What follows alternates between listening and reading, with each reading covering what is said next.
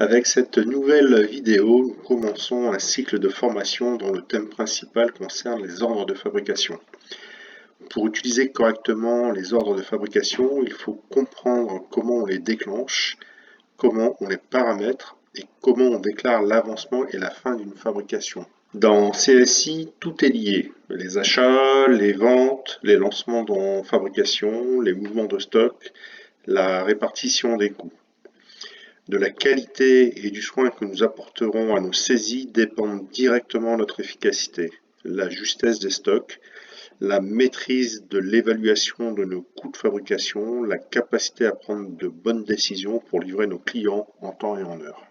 Pour cela, il nous faut apprendre de nouvelles notions qui n'existaient pas dans Divalto, la notion de source, la notion de post-déduction dans les déclarations de production, la notion de point de contrôle dans une opération d'ordre de fabrication et la maîtrise de l'utilisation des emplacements.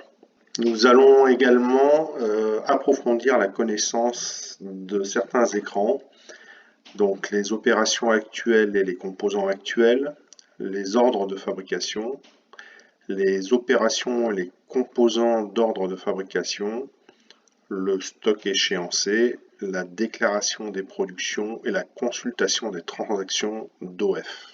Nous avons déjà abordé certains de ces écrans lorsque nous avons évoqué les écrans liés de la fiche article ou dans la rubrique expertise concernant la notion d'emplacement. En fin de vidéo, vous trouverez une référence à ces éléments. Bien entendu, cette thématique concerne avant tout les producteurs et les logisticiens. Ceci dit, certaines notions abordées dans ce cycle de vidéos devront être acquises pour orienter correctement les lignes de commande et pour interpréter correctement les suggestions d'approvisionnement. Sourcer un besoin, c'est choisir un circuit qui va permettre d'approvisionner l'article associé à ce besoin. Pour cela, on peut passer par un achat, prendre les pièces directement en stock, ou alors passer par un OF. Dès que l'on parle d'OF, on pense immédiatement à code article, à délai et à quantité fabriquée.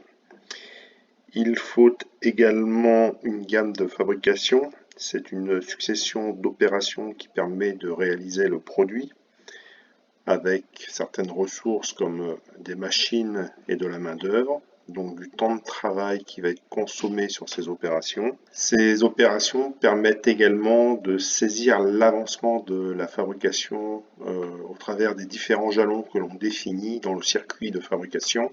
Et enfin, il va falloir des composants et de la matière première pour fabriquer le produit et savoir sur quelle opération on va consommer ces composants.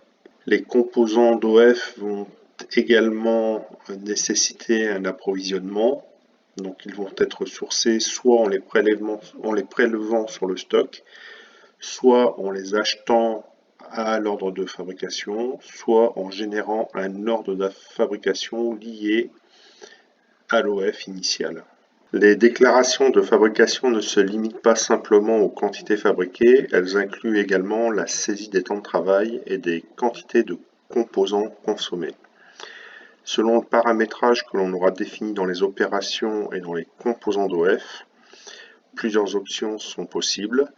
Une consommation automatique sur la base d'un théorique, une consommation manuelle avec une saisie au réel, une consommation directement sur le centre de charge. C'est là qu'apparaissent les notions de post-déduction et de point de contrôle. Voilà, j'en ai fini avec cette première vidéo sur les généralités concernant les ordres de fabrication en CSI. Dans la prochaine vidéo, nous parlerons des centres de charge. Un petit bonus concernant la définition des sources de la post-déduction et du point de contrôle. Comme d'habitude, un Windows majuscule S pour l'impression. Enfin, comme promis, les références aux vidéos dans lesquelles nous avions déjà abordé les notions d'emplacement, de stock échéancé, d'opération actuelle et de composants.